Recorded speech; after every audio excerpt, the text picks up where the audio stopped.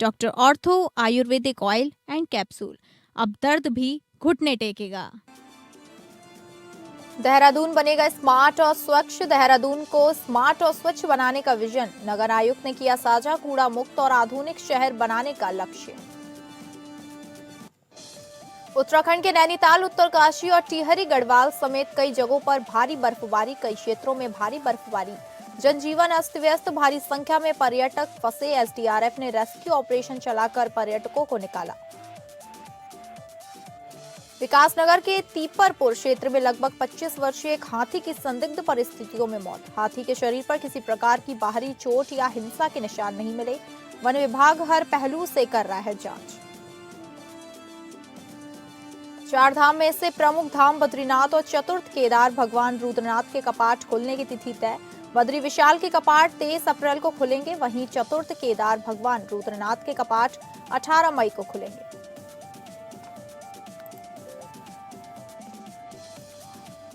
नमस्कार, आप सभी का स्वागत है उत्तराखंड बुलेटिन में और मैं हूं आपके साथ अंकिता सिंह। बुलेटिन की शुरुआत करेंगे जहां उत्तराखंड के ऊंचे इलाकों में हुई भारी बर्फबारी के कारण नैनीताल, उत्तरकाशी और टिहरी गढ़वाल सहित कई क्षेत्रों में जनजीवन अस्त व्यस्त हो गया है और भारी संख्या में पर्यटक फंस गए हैं।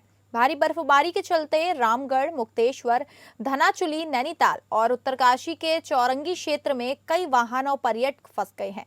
एसडीआरएफ ने जेसीबी की मदद से बर्फ हटाकर 20 से 25 वाहनों को सुरक्षित निकाला है। उत्तरकाशी के चौरंगी इलाके में लंब गांव मोटर रोड पर फंसे लगभग 75 लोगों को एसडीआरएफ की टीम ने सुरक्षित स्थानों पर स्थानांतरित किया है।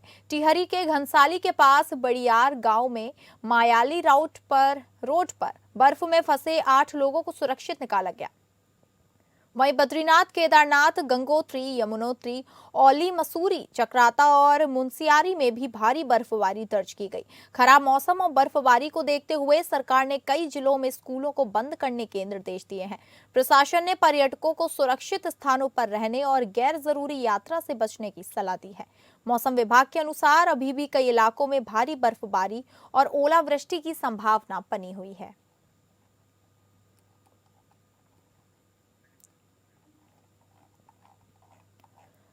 आपको बता दें कि उत्तराखंड के कई इलाकों में भारी बर्फबारी हो रही है। वहीं उत्तरकाशी के चौरंगी इलाके में लंबगांव मोटर रोड पर फंसे लगभग 75 लोगों को एसडीआरएफ की टीम ने सुरक्षित स्थानों पर स्थानांतरित किया है। टिहरी के घनसाली के पास बड़ियार गांव में मायाली रोड पर बर्फ में फंसे 8 लोगों को सुरक्षित निकाला गया है।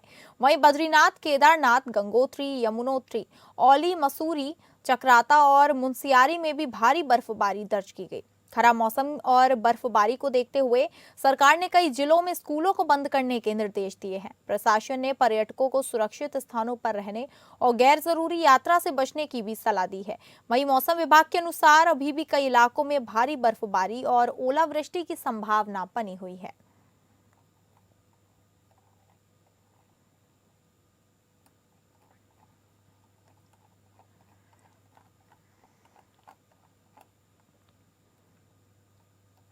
पर्यटन नगरी मसूरी में सीजन की पहली बर्फबारी से जहां पर्यटकों के चेहरे खिल गए हैं, वहीं व्यापारियों में भी खुशी का माहौल दिख रहा है। एक बार फिर मौसम विभाग की जानकारी सटीक साबित हुई और मसूरी के साथ ही धनोल्टी, लाल डिब्बा क्षेत्र में लगभग 6 इंच तक बर्फ पड़ चुकी है और अभी भी बर्फबारी जारी है। बर्फबारी का पर्यटक जमकर आनंद ले रहे हैं और भारी संख्या में पर्यटकों के मसूरी पहुंचने की संभावना है।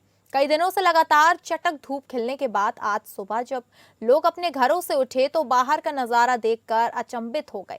पूरे शहर ने बर्फ की सफेद चादर ओढ़ ली। सूचना मिलते ही काफी संख्या में बर्फबारी का नजारा देखने के लिए पर्यटकों के मसूरी पहुंचने का सिलसिला शुरू हो गया।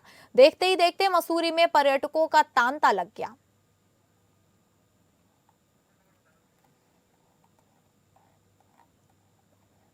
आपको बता दें, पर्यटन नगरी मसूरी में सीजन की पहली बर्फबारी से जहां पर्यटकों के चेहरे खिल गए हैं, वहीं व्यापारियों में भी खुशी की लहर दिख रही है। एक बार फिर मौसम विभाग की जानकारी सटीक साबित हुई और मसूरी के साथ ही धनौल्टी, लाल टिब्बा क्षेत्र में लगभग 6 इंच तक बर्फ पड़ चुकी है और सभी बर्फबारी जारी है। बर्फबारी का पर्यटक जमकर आनंद ले रहे हैं और भारी संख्या में पर्यटकों के मसूरी पहुंचने की संभावना है। कई दिनों से लगातार चटक धूप खिलने के बाद आज सुबह जब लोग अपने घरों से उठे तो बाहर का नजारा देखकर अचंभित हो गए। वहीं पूरे शहर ने बर्फ की सफेद चादर ओढ़ ली। सूचना मिलते ही काफी संख्या में बर्फबारी का नजारा देखने के लिए पर्यटकों के मसूरी पहुंचने का सिलसिला शुरू हो गया और देखते ही देखते मसूरी में पर्यटकों का तांता लग गया।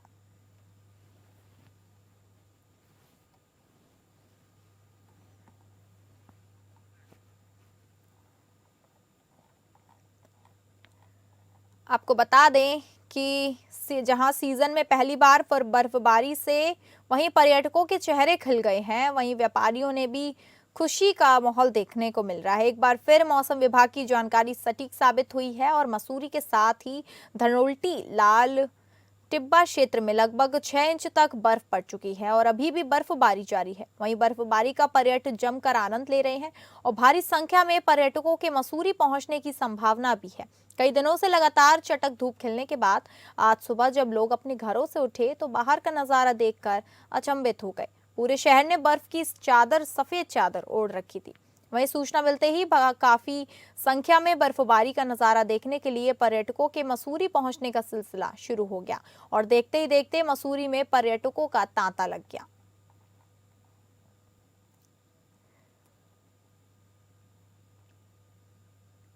आपको बता दें इस बर्फबारी में व्यापारियों में भी खुशी का माहौल देखने को मिल रहा है। एक बार फिर मौसम विभाग की जानकारी सटीक साबित हुई है और मसूरी के साथ ही धनोल्टी लाल टिब्बा क्षेत्र में लगभग 6 इंच तक बर्फ पड़ चुकी है और अभी भी बर्फबारी लगातार जारी है।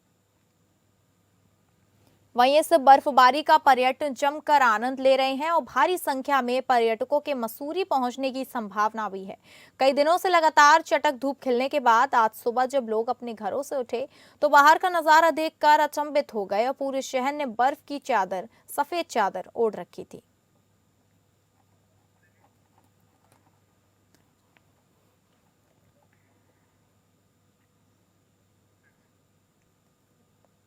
शुक्रवार को मौसम में अचानक बदलाव के बाद बागेश्वर जिले के उच्च हिमालयी क्षेत्रों में मौसम की पहली बर्फबारी दर्ज की गई।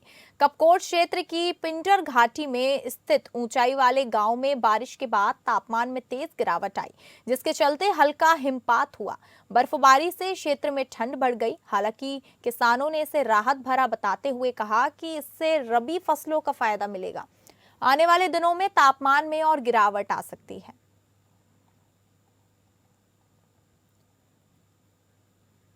आपको बता दें कि मौसम में अचानक बदलाव के बाद बागेश्वर जिले के उच्च हिमालयी क्षेत्रों में मौसम की पहली बर्फबारी दर्ज की गई है। वहीं कपकोट क्षेत्र की पिंडर घाटी में स्थित ऊंचाई वाले गांव में बारिश के बाद तापमान में तेज गिरावट आई, जिसके चलते हल्का हिमपात हुआ। बर्फबारी से क्षेत्र में ठंड बढ़ गई। हालांकि किसानों ने इसे राहत भरा बताते हुए कहा कि इससे रबी फसलों को फायदा मिलेगा और आने वाले दिनों में तापमान में और गिरावट आ सकती है।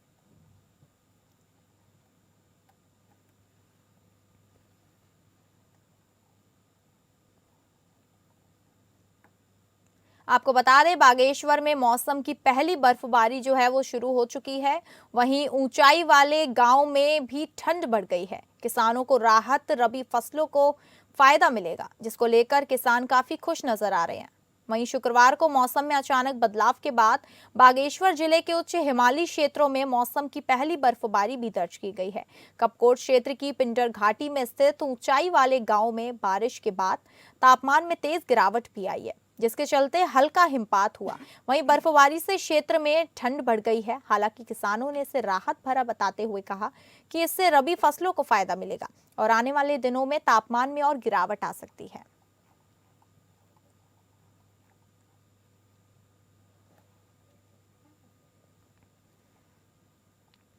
पूरे देश में सुख, शांति और समृद्धि की कामना के साथ सभी मंदिरों से भजन कीर्तनों गूंज प्रभावित करने की एक सराहनीय पहल की गई है। लोहाहाट के ऋषेश्वर महादेव मंदिर में श्रद्धालुओं के लिए पूजा अर्चना, भजन कीर्तन को सहज और प्रभावी बनाने हेतु पूजन सामग्री, भजनों की पुस्तक एवं संगीत से जुड़ी सामग्री का किट भेंट किया जा रहा है। वसंत पंचमी के अवसर पर डीएम मनीष कुमार ने मुख्यमंत्री की ओर से लोहाहाट नगर क्षेत्र के प्रसिद्ध ऋषेश्वर महादेव मंदिर में विधिवत पूजा अर्चना कर सुख शांति और समृद्धि की प्रार्थना की। इस दौरान पूजा सामग्री एवं संगीत किट महंत रमेश गिरी को सौंपा गया। इस अवसर पर जिलाधिकारी ने कहा कि भक्ति में शक्ति और प्रार्थना में संगीत का विशेष महत्व है। कार्यक्रम के दौरान भाजपा नेता सतीश चंद्र पांडे ने शंखनाद कर पूरे मंदिर परिसर को भक्तिमय वातावरण से गुंजयमान कर दिया। इस मौके पर नगर पालिका अध्यक्ष गोविंद वर्मा, भाजपा प्रदेश मंत्री निर्मल मेहरा सहित अनेक लोग उपस्थित रहे। मौजूद पुजारियों एवं श्रद्धालुओं ने मुख्यमंत्री धार्मिकों देवभूमि की रक्षा एवं सनातन परंपरा के संवर्धन हेतु आशीर्वाद दिया।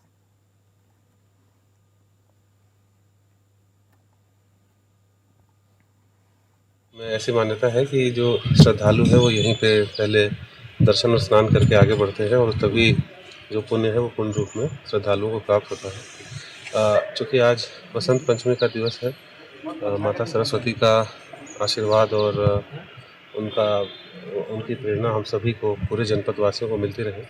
जनपद में सौहार्द है। माननीय मुख्यमंत्री जी के द्वारा इस क्रम में एक बहुत ही सार्थक पहल इस क्षेत्र के लिए की जा रही है, जिसमें हमारे जितने भी प्रमुख मंदिर हैं उन सभी में संस्कृति के संवर्धन के लिए पूजा पाठ की सामग्री आदि जो है वो सभी जगहों पर दी गई है। इसी क्रम में आज हम लोग यहाँ उपस्थित हुए हैं और मंदिर के जो प्रबंधक रहे हैं उन्होंने कुछ एक विषय भी बताए हैं जिस पर हम लोग सार्थक कार्रवाई करने के लिए प्रयासरत हैं। उत्तराखंड में चार धाम यात्रा को लेकर जहां सरकार तैयारी में जुटी है, तो वहीं अब चार धाम में से प्रमुख धाम बद्रीनाथ और चतुर्थ केदार भगवान रुद्रनाथ के कपाट खुलने की तिथि वसंत पंचमी के शुभ मुहूर्त पर तय की गई है। बता दें कि भू बैंकुट भगवान बद्री विशाल के कपाट 23 अप्रैल सुबह 6:15 पर आम श्रद्धालुओं के लिए खोले दिए जाएंगे। वहीं चतुर्थ केदार भगवान रुद्रनाथ के कपाट 18 मई को दोपहर 12:57 पर खुलेंगे। यह घोषणा नरेंद्र नगर राज दरबार में की गई। हर वर्ष की भांति वैदिक परंपराओं के अनुसार टिहरी नरेश, मनुजेंद्र शाह, डिम्बर पंचायत और बीकेटीसी अधिकारियों की मौजूदगी में की गई। इस साल के बद्रीनाथ के कपाट के खुलने की तारीख बता रहा हूँ। इस साल 23 तारीख अप्रैल 6:15 बजे सुबह या प्रातः आपको कपाट खुलेंगे और उसी महीने के 7 तारीख अप्रैल को गाड़ू तेल का कार्यक्रम भी यहाँ होगा। धन्यवाद। क्या संदेश देना चाहेंगे आप जनता को? ये सब सुरक्षित आए, सुखद आए और आपकी यात्रा सफल हो। जनपद ऊधम सिंह नगर की राजनीति में उस समय नया मोड़ आ गया जब किच्छा विधानसभा क्षेत्र से 2 बार विधायक रह चुके भाजपा नेता राजेश शुक्ला ने वर्तमान कांग्रेस विधायक तिलकराज बेहड़ पर झूठ और साजिश की राजनीति करने के गंभीर आरोप लगाए। रुद्रपुर स्थित अपने आवास पर आयोजित प्रेस वार्ता में शुक्ला ने कहा कि पार्षद सौरभ पर हुए कथित हमले के बाद विधायक बेहड़ ने इशारों में उनके परिवार को इस प्रकरण से जोड़ने का प्रयास किया, जिसके चलते पहली बार पुलिस उनके आवास पर जांच के लिए पहुंची। उन्होंने कहा कि स्वतंत्रता सेनानी के परिवार से होने के नाते इस घटना से उनके स्वाभिमान को गहरी ठेस पहुंची है। शुक्ला ने आरोप लगाया कि विधायक तिलकराज बेहड़ ने कथित फर्जी मारपीट के मामले को लेकर 3 दिनों तक राज्य सरकार, पुलिस प्रशासन और भाजपा नेताओं को कटघरे में खड़ा किया, लेकिन पुलिस जांच के बाद सच्चाई सामने आ गई। पूर्व विधायक ने कांग्रेस नेतृत्व से ऐसे झूठे आरोप लगाने वाले विधायक के खिलाफ सख्त कार्रवाई की मांग की और साथ ही उन्होंने पुलिस प्रशासन से पूरे मामले की निष्पक्ष जांच कराने तथा पार्षद सौरभ बेहड़ का नार्को टेस्ट कराए जाने की मांग की ताकि सच्चाई जनता के सामने आ सके। उन्होंने ये भी कहा कि कांग्रेस पार्टी को किच्छा विधायक तिलकराज बेहड़ और उनके पुत्र पार्षद सौरभ बेहड़ को तत्काल प्रभाव से पद से हटा देना चाहिए। वो ढूंढ रहे थे, जिसने राजनीतिक लाभ के लिए, जिसने सहानुभूति बटोरने के लिए और इससे किच्छा में एक माहौल मेरे खिलाफ बनाने के लिए, मेरे परिवार को और मेरे साथियों को फंसाने के लिए षड्यंत्र रचा गया था और अपने पुत्र को, जिसको 3 बार पहले बेदखल कर चुके हो, उसको राजनीति में स्थापित करने के लिए, उसको गनर दिलाने के लिए और अपनी सुरक्षा बढ़ाने के लिए भी, क्योंकि उन्होंने खुद कहा, इन्होंने पहले सबको चिट्ठियां लिखी और उसके बाद इस हमले का षड्यंत्र रचा खुद ही, और ताकि इस बहाने अपनी सुरक्षा बढ़ाओ, बेटे की सुरक्षा बढ़ाओ, विरोधियों को कटघरे में खड़ा करो और इसकी सहानुभूति अर्जित करो। भला हो पुलिस का कि उसने कम से कम इस केस को तुरंत खोल करके इनको आईना दिखाने का काम किया। लेकिन मेरी ये मांग है कि अभी इस जांच में कुछ चीजें बाकी रह गई हैं, इसमें जिसको षड्यंत्र का ये दिखाया गया है उससे बुला के इंट्रोगेशन किया जाए, उसका नार्को टेस्ट किया जाए। अगर आप सौरभ बेहड़ का नार्को टेस्ट करेंगे तो पता चलेगा कि तिलकराज बेहड़ ने ही ये सारी रचना उसके जरिए कराई थी। ये मेरा आरोप है। देहरादून नगर निगम शहर की स्वच्छता व्यवस्था को मजबूत करने की दिशा में लगातार काम कर रहा है। नगर आयुक्त नमामि बंसल के अनुसार वर्ष 2025 में कई अहम परियोजनाओं को पूरा किया गया, जिनके आधार पर अब 2026 तक देहरादून को पूरी तरह कूड़ा मुक्त और आधुनिक शहर बनाने का लक्ष्य रखा गया है। शहर के 2 प्रमुख कूड़ा ट्रांसफर स्टेशन को पूरी तरह मैकेनाइज्ड कर दिया गया है।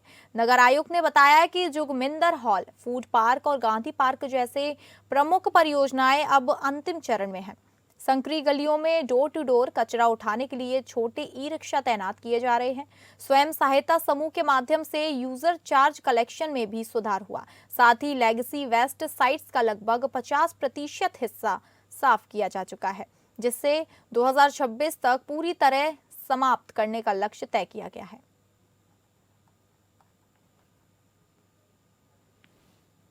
देखिए, वर्तमान में जैसा आपने कहा कि बहुत सारे प्रोजेक्ट्स को हमने कंप्लीट किया 2025 में। शहर में जो हमारे 2 मुख्य ट्रांसफर स्टेशन थे उसको हमने पूरी तरह से मैकेनाइज किया कारगी और धोरन पे।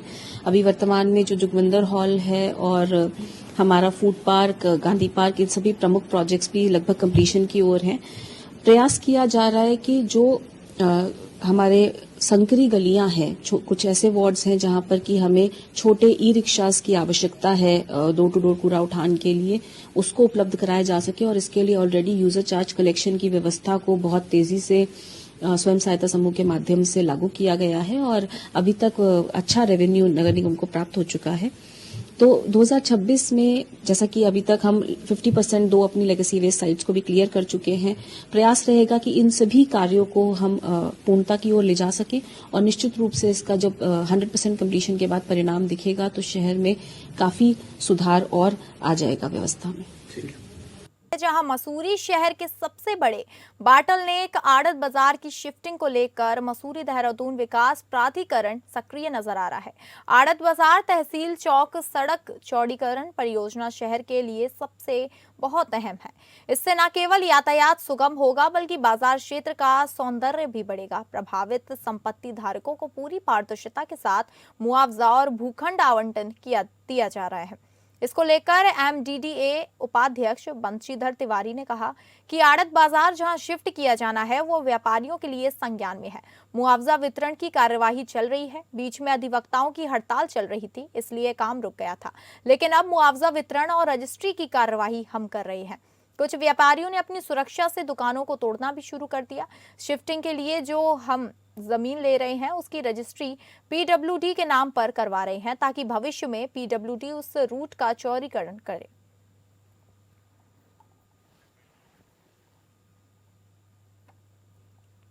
रुड़की की लक्सर कोतवाली क्षेत्र में शेखपुरी के पास शुक्रवार की देर रात एक तेज रफ्तार ट्रक ने सामने से आ रहे एक बाइक सवार को कुचल दिया, जिस कारण गोवर्धनपुर गांव निवासी ऋषभ नाम के बाइक सवार युवक की मौके पर ही दर्दनाक मौत हो गई। घटना के बाद ट्रक चालक ट्रक को लेकर मौके से फरार होने में कामयाब हो गया।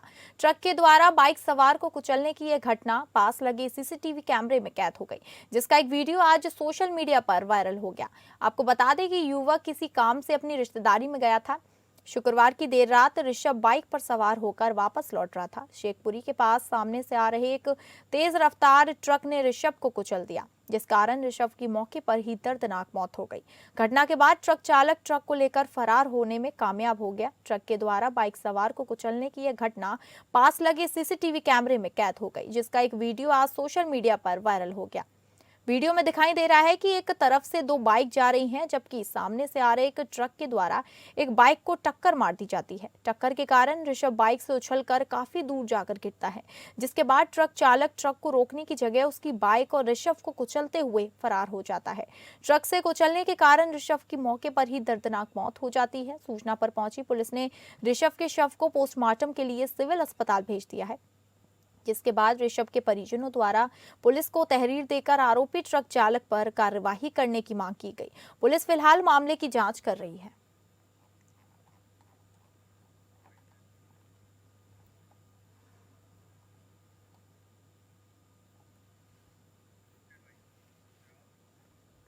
विकासनगर के तीपरपुर क्षेत्र में लगभग 25 वर्षीय एक हाथी की संदिग्ध परिस्थितियों मौत हो गई, जिससे इलाके में हड़कंप मच गया। घटना की सूचना मिलते ही कालसी भूमि संरक्षण वन विभाग के प्रभाग के वरिष्ठ अधिकारी, फॉरेस्ट स्टाफ और पशु चिकित्सकों की टीम मौके पर पहुंची। वन विभाग की टीम ने घटनास्थल का निरीक्षण कर हाथी के शव को कब्जे में लिया और नियम अनुसार पशु चिकित्सकों के पैनल द्वारा पोस्टमार्टम कराया गया। अधिकारियों के अनुसार पोस्टमार्टम रिपोर्ट आने के बाद ही हाथी की मौत के वास्तविक कारणों की पुष्टि हो सकेगी। प्रारंभिक जांच में हाथी के शरीर पर किसी प्रकार की बाहरी चोट या हिंसा के स्पष्ट निशान नहीं मिले। प्रथम दृष्टया हाथी की मौत बीमारी अथवा प्राकृतिक कारणों से होना प्रतीत हो रही है। हालांकि कालसी भूमि संरक्षण वन प्रभाग द्वारा सभी पहलुओं को ध्यान में रखते हुए मामले की गहन जांच की जा रही है। वन विभाग ने एहतियातन आसपास के वन क्षेत्र में गश्त बढ़ा दी और अन्य वन्य जीवों की स्वास्थ्य स्थिति पर भी निगरानी रखी जा रही है। पोस्टमार्टम रिपोर्ट आने के बाद ही हाथी की मौत के कारणों का स्पष्ट खुलासा किया जाएगा।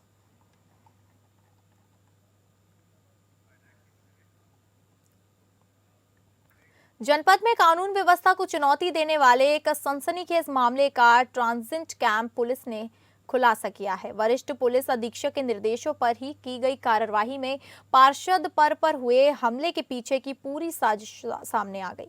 पुलिस जांच में खुलासा हुआ कि पारिवारिक विवाद के चलते सहानुभूति हासिल करने के उद्देश्य से पार्षद ने खुद पर हमला कराने की योजना बनाई थी। पुलिस ने रात्रि चेकिंग के दौरान 3 हमलावरों को अवैध हथियारों के साथ गिरफ्तार किया। आरोपियों के पास से 2 तमंचे, एक जिंदा कारतूस और एक चाकू बरामद हुआ। पूछताछ में मामले के मास्टरमाइंड इंदर नारंग का नाम सामने आया, जिसने पूरी साजिश को अंजाम देने में अहम भूमिका निभाई। सभी आरोपियों के खिलाफ संबंधित धाराओं में मुकदमा दर्ज कर कड़ी कार्रवाई की जा रही है। एसएसपी ने स्पष्ट कहा कि कानून को गुमराह करने वालों के खिलाफ जीरो टॉलरेंस की नीति अपनाई जाएगी। वहीं किच्छा विधायक तिलक राज बहेड़ ने प्रेस कॉन्फ्रेंसिंग कर पूरे मामले पर सार्वजनिक रूप से माफी भी मांगी।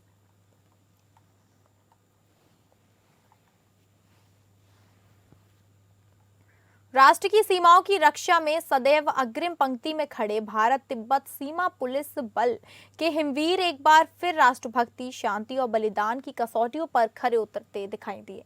लोहाहाट के छमनिया चौड़ स्थित आईटीबीपी की 36वीं वाहिनी का पूरा परिसर गणतंत्र दिवस की आहट के साथ तिरंगे की रोशनी और देशभक्ति के रंगों से जगमगा उठा है। रंग बिरंगी विद्युत सज्जा से सुसज्जित यह परिसर न केवल गणतंत्र दिवस के आगमन का संदेश दे रहा है, बल्कि हर आने वाले को आओ मिलकर राष्ट्रवाद, संविधान और राष्ट्रीय अस्मिता की रक्षा का संकल्प लेकर का आह्वान भी कर रहा है। चारों ओर गूंजते देशभक्ति के नारे, अनुशासन में खड़े हिमवीरों की दृढ़ आकृतियां और राष्ट्र सेवा के प्रति समर्पित भावनाएं, यह दृश्य हर व्यक्ति के मन मस्तिष्क को राष्ट्रभाव से तरंगित कर रहा है। जवानों की हर गतिविधि, हर स्वर, हर कदम भारत माता के प्रति अटूट आस्था और निष्ठा का प्रतीक बनकर उभर रहा है। इस अवसर पर 36वीं वाहिनी के कमांडेंट संजय कुमार ने कहा कि गणतंत्र दिवस केवल उत्सव नहीं बल्कि आत्म मंथन का अवसर है। यह पर्व हमें हमारी राष्ट्रभक्ति की क्षमता को परखने और देश सेवा के नए संकल्प लेने की प्रेरणा देता है। साथ ही ये भी दिलाता है याद कि जिस देश से हम सब कुछ पाते हैं उसके लिए हम बदले में क्या दे रहे हैं, यही सच्चा राष्ट्र धर्म है। आईटीबीपी के हिमवीरों का यह संदेश स्पष्ट है कि राष्ट्र की सेवा केवल सीमा पर नहीं बल्कि विचार, संकल्प और आचरण में भी होनी चाहिए। गणतंत्र दिवस की यह रोशनी आने वाली पीढ़ियों को संविधान, एकता और अखंडता की रक्षा का मार्ग दिखा रही है।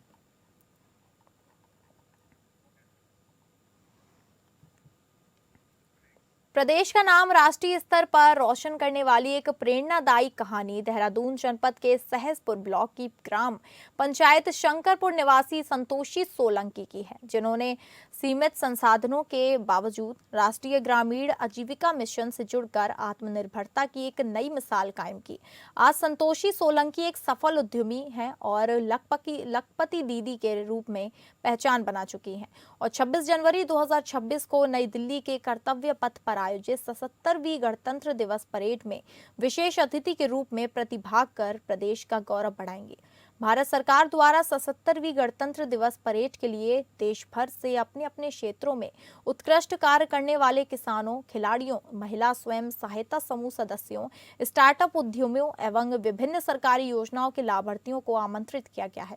इसी क्रम में उत्तराखंड राज्य से देहरादून जनपद की संतोषी सोलंकी का चयन लखपति दीदी के रूप में किया गया है, जो परेड में सहभागिता के साथ साथ अपनी सफलता की प्रेरणादायी यात्रा भी साझा करेंगी। संतोषी सोलंकी आज न केवल आर्थिक रूप से आत्मनिर्भर हैं, बल्कि वे ग्रामीण महिलाओं के लिए प्रेरणा का सशक्त माध्यम भी बन चुकी हैं। उन्होंने अब तक अपने गाँव एवं आसपास की 250 से अधिक महिलाओं को विभिन्न उद्यमों के लिए प्रेरित एवं प्रोत्साहित किया है। वर्ष 2018 में संतोषी सोलंकी ने सेलाकुई में राष्ट्रीय ग्रामीण आजीविका मिशन के अंतर्गत स्वयं सहायता समूह से जुड़कर प्रिंटिंग प्रेस व्यवसाय की शुरुआत की। एकता स्वयं सहायता समूह की सदस्य रहते हुए उन्होंने आस्था क्लस्टर लेवल फेडरेशन के अंतर्गत CCL, CEF एवं CC के माध्यम से वित्तीय सहयोग एवं प्रशिक्षण प्राप्त किया। आज वे केवल सोलंकी प्रिंटिंग प्रेस का सफल संचालन कर रही हैं, जिससे उन्होंने अब तक 60 लाख रुपए से अधिक का टर्नओवर अर्जित किया। सेलाकुई स्थित सोलंकी प्रिंटिंग प्रेस के माध्यम से बैनर, पोस्टर, विजिटिंग कार्ड, सरकारी योजनाओं से संबंधित प्रचार सामग्री सहित विभिन्न प्रकार के प्रिंटिंग कार्य किए जा रहे हैं। संतोषी सोलंकी अपने पति के साथ मिलकर इस उद्यम का संचालन कर रही हैं तथा अपनी प्रिंटिंग प्रेस में 4 स्थानीय ग्रामीण महिलाओं को रोजगार प्रदान कर रही हैं, उन्हें भी आत्मनिर्भर बना रही हैं। संतोषी सोलंकी ने बताया कि पेपर वर्क के साथ फ्लैक्स मशीन की शुरुआत के बाद उन्हें अपनी बड़ी कंपनियों से भी लगातार ऑर्डर प्राप्त हो रहे हैं। Tupperware plastic company, India Glycols Limited, have pharma एवं हिमालयन जैसी प्रतिष्ठित कंपनियां उनकी प्रिंटिंग प्रेस से पैकेजिंग एवं प्रचार सामग्री के ऑर्डर देती हैं, जिससे बड़े स्तर पर कार्य एवं बेहतर लाभ संभव हो रहा है। जिला मिशन प्रबंधन सोनम गुप्ता ने बताया कि राष्ट्रीय ग्रामीण आजीविका मिशन से जुड़कर जनपद की अनेक महिलाएं लखपति दीदी बनने की दिशा में आगे बढ़ रही हैं। इसी क्रम में सहसपुर ब्लॉक की संतोषी सोलंकी प्रिंटिंग प्रेस के माध्यम से लखपति दीदी बनी है, जो 26 जनवरी को दिल्ली में आयोजित गणतंत्र दिवस परेड में प्रतिभाग कर प्रदेश की सफलता की कहानी साझा करेंगी। मुख्य विकास अधिकारी अभिनव शाह ने कहा कि NRLM के माध्यम से जनपद में समूह की महिलाओं को लखपति दीदी बनाने के लिए निरंतर कार्य किया जा रहा है। वहीं उन्होंने बताया कि 26 जनवरी को दिल्ली में होने वाली परेड के लिए प्रदेश भर से देहरादून जनपद की संतोषी सोलंकी का चयन हुआ, जो समूह स्तर पर प्रिंटिंग व्यवसाय में उत्कृष्ट कार्य कर रही हैं।